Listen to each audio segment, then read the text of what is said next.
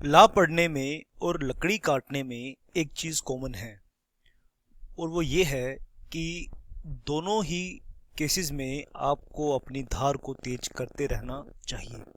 Section 17 के ऊपर एक और मैंने वीडियो बनाया था हाल ही में और उस वीडियो का लिंक मैं डिस्क्रिप्शन में छोड़ दूंगा। अब आप कहोगे सर जब वीडियो बनाया था इस टॉपिक पे तो दोबारा से क्यों बना रहे हो? दोबारा से इसीलिए बना रहा हूँ क्योंकि 2019 में सुप्रीम कोर्ट ने कई बारी इस टॉपिक को इंटरप्रेट किया है, उसका एनालिसिस किया है। जो पहला वीडियो था उसमें एक अप्लाइड क्वेश्चन है, उसको कैसे अटेम्प्ट करना है, सेक्शन 17 को कैसे बेहतर तरीके से आप समझ सकते हो, वो मैंने एक्सप्लेन किया था। आज के वीडियो में भी मैं सेम टॉपिक को रेस कर रहा हूँ और उसको एक नए एंगल से हम सीखेंगे। और आप कमेंट बॉक्स में कमेंट करके, मेरे व्हाट्सएप नंबर पे कमेंट करके मुझे बताना कि आपको ये आज का टॉपिक कैसा लगा और फ्यूचर में आप किन टॉपिक्स पे वीडियो देखना चाहेंगे। शाबाश। कंसेप्ट को समझने के लिए सेक्शन 17 की हेडिंग पर फोकस कीजिए। Suits for immovable property situate with in jurisdiction of different courts. और सेक्शन 15 और 16 अगर आप पढ़ते हुए आ रहे हैं तो वहाँ पे आपने ये सीखा कि जिस कोर्ट के जुरिस्डिक्शन में इमूवेबल प्रॉपर्टी सिचुएट करती है वहाँ पर केस फाइल होगा, दूसरे कोर्ट में केस फाइल नहीं हो सकता।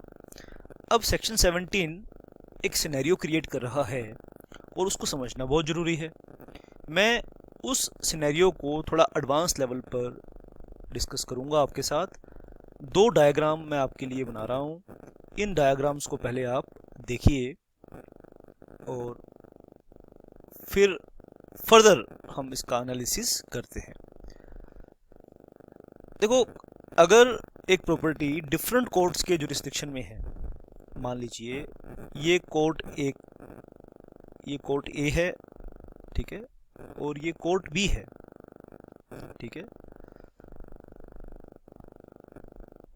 प्रॉपर्टी का एक पोर्शन और प्रॉपर्टी इस तरीके से सिचुएट है, मान लीजिए ये प्रॉपर्टी है और ये इस तरीके से सिचुएट है, इसका एक पोर्शन कोर्ट ए के जुरिस्डिक्शन में फॉल करता है और दूसरा जो पोर्शन है वो कोर्ट बी के जुरिस्डिक्शन में फॉल करता है।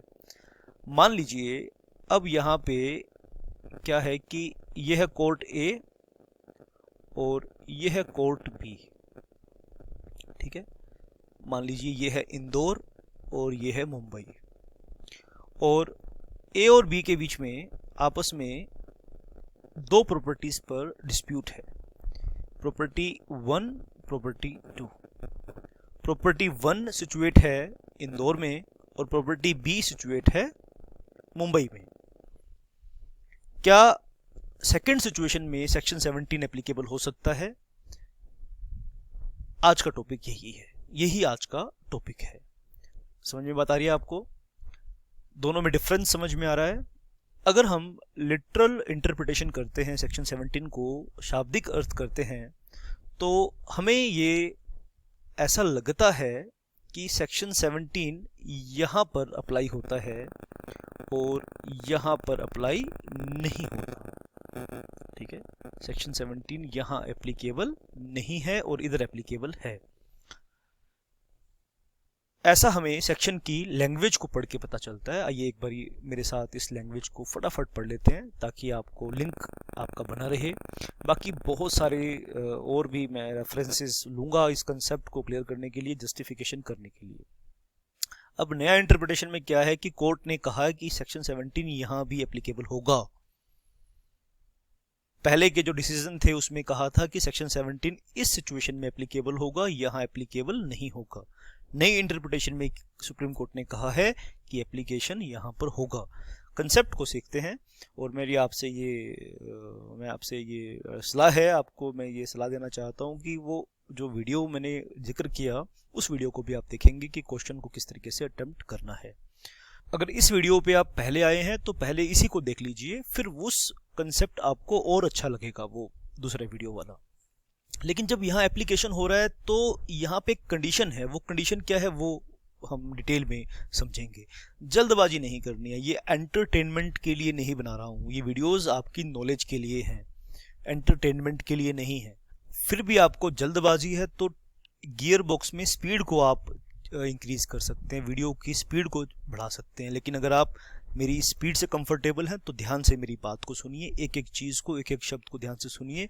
और ये बहुत ही इंपॉर्टेंट सेक्शन होने वाला है आपकी प्रैक्टिकल लाइफ के लिए भी।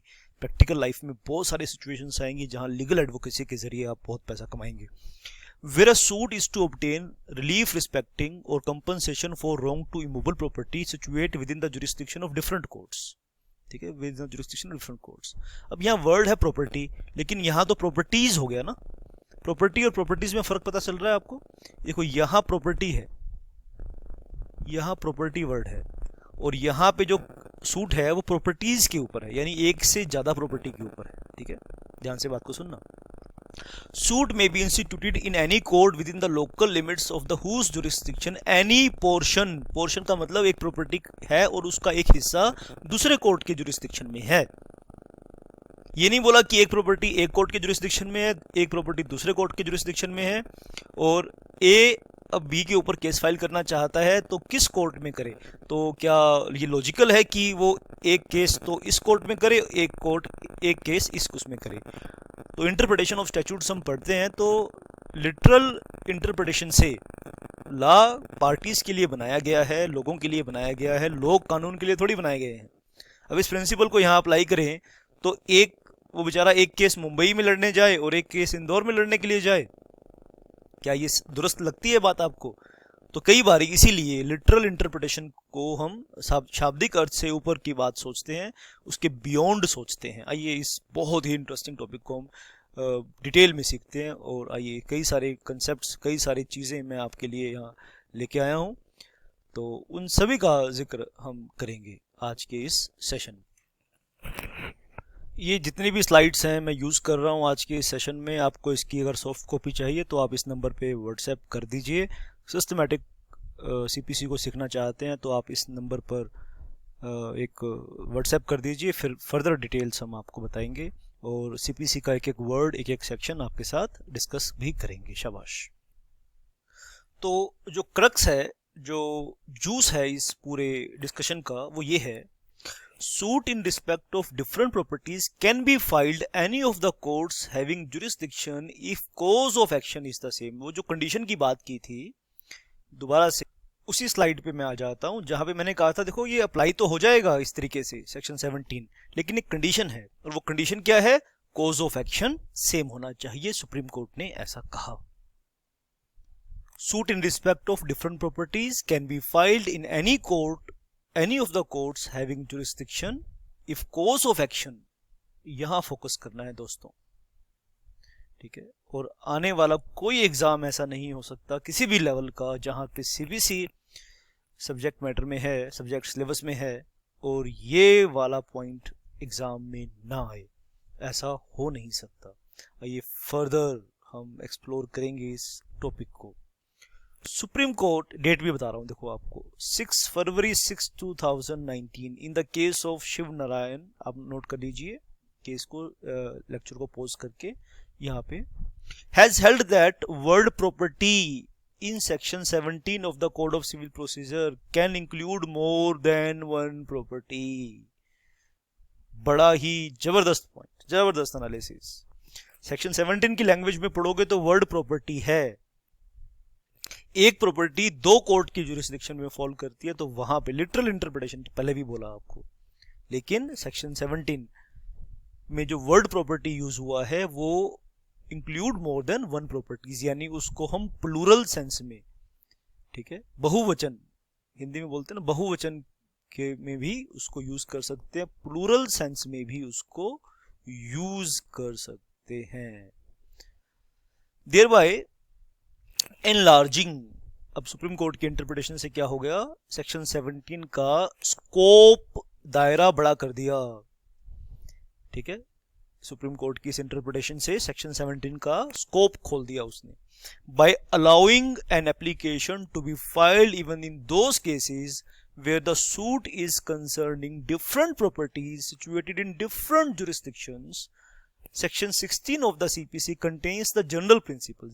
जहां तक सेक्शन 16 की बात करते हैं, सेक्शन 16 एक जनरल प्रिंसिपल की बात करता है, वो ये है, suits are to be instituted where the immovable property situated, यानी अगर प्रॉपर्टी इंदौर में है तो केस कहाँ इंस्टीट्यूट होना चाहिए, इंदौर में इंस्टीट्यूट होना चाहिए, मुंबई में इंस्टीट्यूट नहीं होना चाहिए। लेकिन एक जनरल प्रिंसिपल है। सुप्रीम कोर्ट ने अपने इंटरप्रिटेशन में कहा कि अगर कॉज ऑफ एक्शन सेम है, मान लो दो भाई हैं, उनको अपने पिता की प्रॉपर्टी का बंटवारा करना है, कॉज ऑफ एक्शन सेम है, ठीक है। जब कॉज ऑफ एक्शन सेम है, अगर कॉज ऑफ एक्शन अलग अलग है, डिफेंडेंट्स अलग अलग हैं, ठीक है, तो प्लेंटिफ्स अगर अलग अलग हैं, डिफेंडेंट्स अलग हैं, कॉज ऑफ एक्शन अलग है, मुद्दा अलग है, कंसेप्ट अलग है, कहानी अलग है, तो फिर अप्लाई नहीं होगा। कॉज ऑफ एक्शन अगर अलग अलग है, एक ही है, तो एक्सेप्शन में आ जाएगा। जनरल प्रिंसिपल तो सेक्शन 16 का ये है कि जहां प्रॉपर्टी सिचुएट करती है वहीं पे आपने केस फाइल करना है। Section 17 engrafts an exception by stating that if the portion of a property are situated in a different section 17 है, इनग्राफ्ट कर रहा है, यानी ऑलरेडी एक एक्सेप्शन को प्रोवाइड कर रहा है।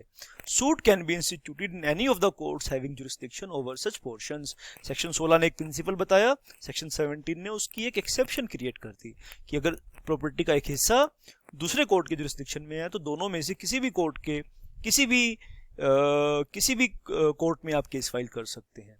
लेकिन अगर यहाँ पे पिक्यूनरी जुरिस्डिक्शन का कंसेप्ट भी आ जाए तो, अब पिक्यूनरी जुरिस्डिक्शन का कंसेप्ट मैंने वो पहले वाले वीडियो में एक्सप्लेन किया, तो उस वीडियो को देखना। अगर पिक्यूनरी जुरिस्डिक्शन यानी मॉनेटरी जुरिस्डिक्शन का कंसेप्ट भी बीच में टांग अड़ाएगा अपनी, तो उस समस्या का समाधान कैसे होगा, वो बात मैंने पहले वाले वीडियो में एक्सप्लेन की है, तो यहाँ मैं रिपीट उसको नहीं करता। मैं कोशिश करूंगा कि दोनों वीडियोस के अंदर आपको रिपीटेशन, क्योंकि टॉपिक एक है, थोड़ी बहुत बात तो रिपीटेटिव लगेगी आपको, लेकिन मेरी बेटा कोशिश ये है कि आपको दोनों वीडियोस में देखने में आपके टाइम का फुल यूटिलाइजेशन हो। और अगर आपको ये कंसेप्ट अच्छा लगा है तो जरूर शेयर करना। आपके एक शेयर करने से, देखो, एक आपके एक पुश धक्का लगाने से मेरी गाड़ी चल सकती है, ठीक है। तो एक एक बूंद से सागर भरता है, एक बूंद से समुद्र भर जाता है पानी का।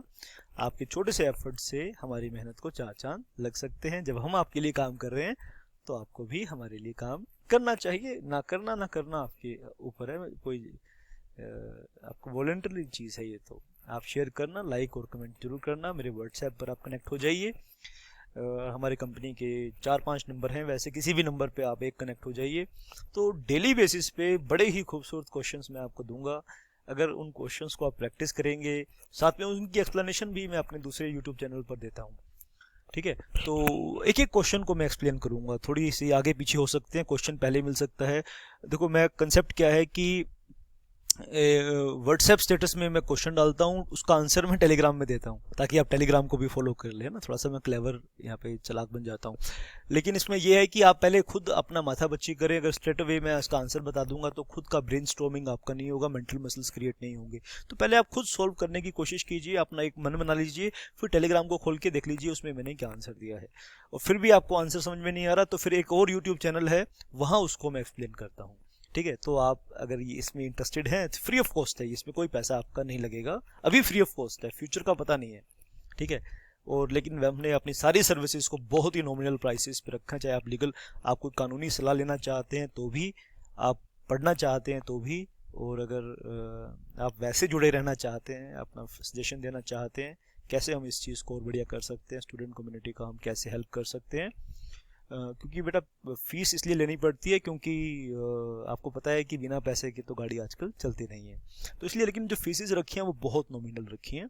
आप हमारे व्हाट्सएप नंबर से, हमारे किसी भी स्टाफ से बात करके डिटेल ले सकते हैं।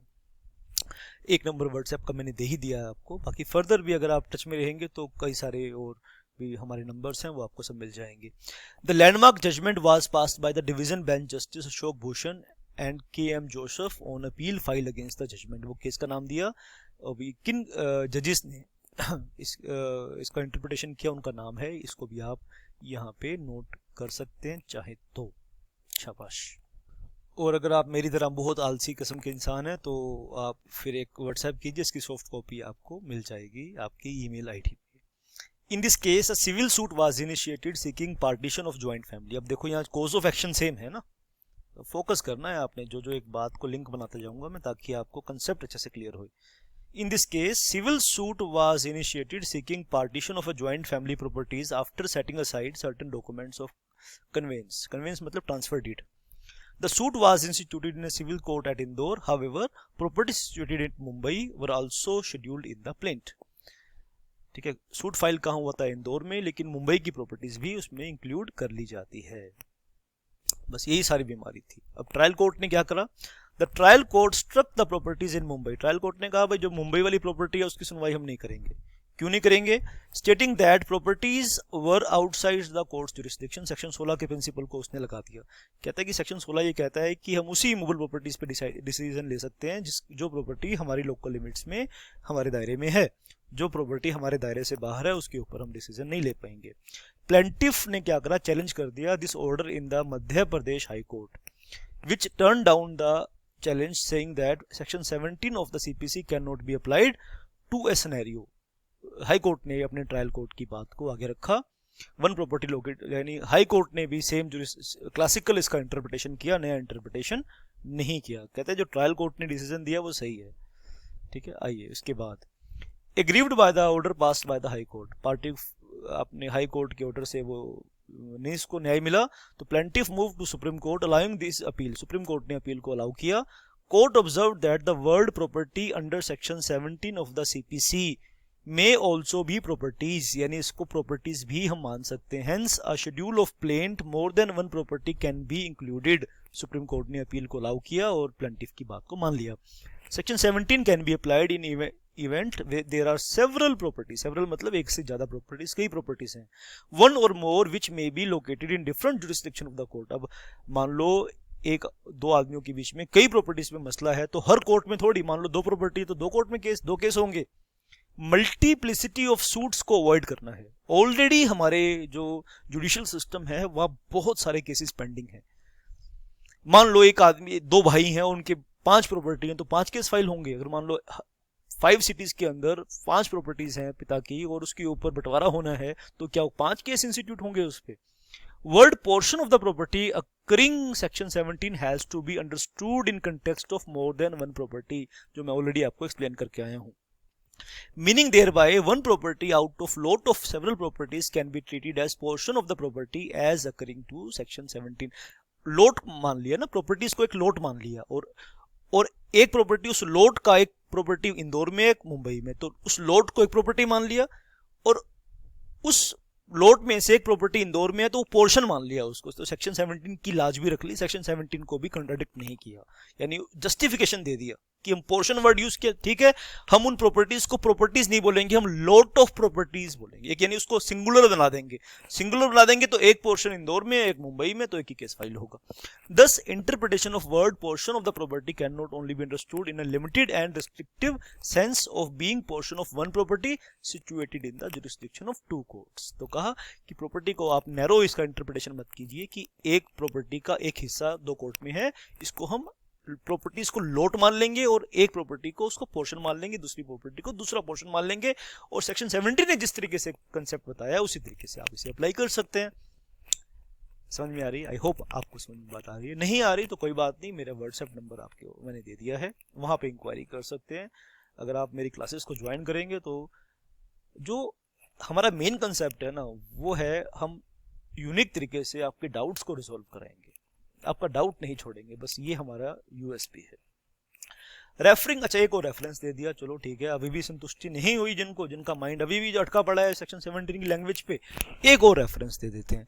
Referring to section 13 of the general clauses act 1897, court said we are also of the same view that the word property used in section 17 can be more than one property और properties. तो section 13 को पढ़ के देख लो, वहां भी property और properties को इंटरचेंज किया जा सकता है। एक और रेफरेंस दे दिया।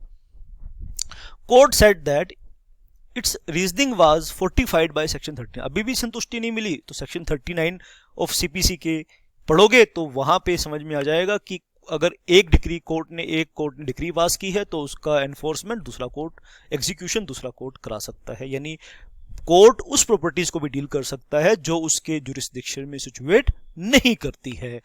यानी दोबारा से सुन लो, सेक्शन 39 की लैंग्वेज को पढ़ोगे, section 13 sub section 1 close C को पढ़ोगे तो वहां आपको संतुष्टि ये मिल जाएगी कि अगर प्रॉपर्टी कोर्ट के, अगर कोई इमूवेबल प्रॉपर्टी एक कोर्ट के जुरिस्डिक्शन से बाहर है तो कोर्ट उसके साथ डील कर सकता है। अभी भी संतुष्टि अगर आपको नहीं हुई है तो एक और रेफरेंस दे दिया। आइए इस सब कंसेप्ट को एक और समरी बना के, अभी भी बहुत सारी बातें कंफ्यूज कर दिया हो तो आओ इसको एक समरी बना के हम पेश कर देते हैं। जैसे कि आप नोट भी कर सकते हैं, लेक्चर को पोस्ट कर करके, सॉफ्ट कॉपी चाहिए तो शॉर्टकट बता रहा हूँ, ईमेल कर देना, ऑन व्हाट्सएप ईमेल कर देना और बोल देना कि ये वाली टॉपिक की आपको सॉफ्ट कॉपी चाहिए, मिल जाएगी आपको पीडीएफ की फॉर्म में। On the observation made the court concluded the following: property occurring section 17 although has been used in singular but by virtue of section 13 of the general clauses act। अब ये जो points है ये आप exam में लिख कर आएंगे, ठीक है। इन पॉइंट्स को आपको खीर पका के दे दी है भाई, अब खाने में है, अभी वो अब मुंह में चम्मच डालेंगे आपके, वो भी कर दिया है काम, बाकी आपको लर्न करना तो आपका काम है। पूरी खिचड़ी खीर बना के दे दी है आपको, खाना बनाकर दे दिया है, बस खाना है आपको। Expression any portion of property can be treated as a portion of one और मोर प्रॉपर्टी। सब बातें मैं एक्सप्लेन करके आया हूँ, पॉज करके नोट आप कर सकते हो, कोई भी डाउट है तो आप पूछ सकते हैं। शाबाश, ये ऑलरेडी सभी बातें एक्सप्लेन कर दी है, सिस्टमैटिक तरीके से आसान लैंग्वेज में आपके सामने पेश कर दी है। पॉज करके नोट कर सकते हैं, सॉफ्ट कॉपी आप इसकी ले सकते हैं। शाबाश। अब आ जाओ कंक्लूजन पे। क्या coming to the facts of the case, the bench noted that suit was rising out of different course of action. लेकिन जब इस केस में बात कर रहे थे ना, जो इस करंट वाले केस में बात कर रहे थे, उसमें कोर्स ऑफ एक्शन अलग था। कोर्ट ने कहा कि कोर्स ऑफ एक्शन अगर है, एक है, कोर्स ऑफ एक्शन अगर अलग है तो ये प्रिंसिपल अप्लाई नहीं करेंगे, लेकिन अगर कोर्स ऑफ एक्शन सेम है तो ये सेक्शन 17 की बात अप्लाई होगी। इस स्लाइड पे मैंने यही बात डिस्कस की है, जो आपको मैंने ऑलरेडी एक्सप्लेन कर दी है, पॉज करके आप नोट कर सकते हैं। यानी एक ही, जैसे बंटवारा है, प्रॉपर्टीज का बंटवारा है, कोज ऑफ एक्शन अगर अलग कहानी है, डिफेंडेंट अलग अलग हैं और कोई कंसेप्ट अलग है बीच में, ठीक है, एक ही कहानी में प्रॉपर्टीज अलग हैं, ए और बी के बीच में एक कहानी है, उनकी प्रॉपर्टीज लेकिन अलग अलग सिटी में है, ठीक है। कोर्स ऑफ एक्शन अगर एक है तो सेक्शन 17 इस तरीके से अप्लाई होगा। कोर्स ऑफ एक्शन अगर अलग है तो सुप्रीम कोर्ट ने कहा कि फिर ये इस तरीके से अप्लाई नहीं होगा, आपको सेपरेट सूट फाइल करना ही पड़ेगा। That's it for this session. आपको आई होप आपको ये बात समझ में आई है। एक बारी मैं इस स्लाइड के मटेरियल को पढ़ देता हूँ। Coming to the facts of the case, the bench noted that the suit was rising out of different course of action pertaining मतलब related to different documents executed by different defendants. The plaint encompasses different course of action with different set of defendants. The course of action relating to Indore property and Mumbai property were entirely different with different set of defendants. ठीक है, जो उस video में जो question मैंने solve कराया है उसमें उसको भी आप देखना कि अगर एक ही कंसेप्ट है, एक ही मुद्दा है तो अलग अलग जगह अप्लाई, अलग अलग जगह प्रॉपर्टी है तो एक ही केस में कवर हो सकते हैं। Suit filed by the plaintiff for the Indore property as well as Bombay property was based on different course of action could not have been clubbed together. Suit as framed with regard to Bombay property was clearly not maintainable in the Indore courts. The court held, therefore, appeal was dismissed, affirming the finding the High Court and the Trial Court. और जो high court और trial court ने बात कही, supreme court ने उसे affirm कर दिया। पहले तो उसकी अपील को एंटरटेन कर लिया, लेकिन बाद में सुनवाई करने के बाद ये पाया कि कोर्स ऑफ एक्शन तो अलग अलग था, डिफेंडेंट तो अलग अलग थे। जब डिफेंडेंट अलग अलग थे, कोर्स ऑफ एक्शन अलग अलग था, तो फिर सेक्शन 17 इस तरीके से एप्लीकेशन आप नहीं कर सकते हैं। शाबाश, thank you very much for watching and listening. Video को लाइक करके जरूर जाना यहाँ तक आए हैं तो।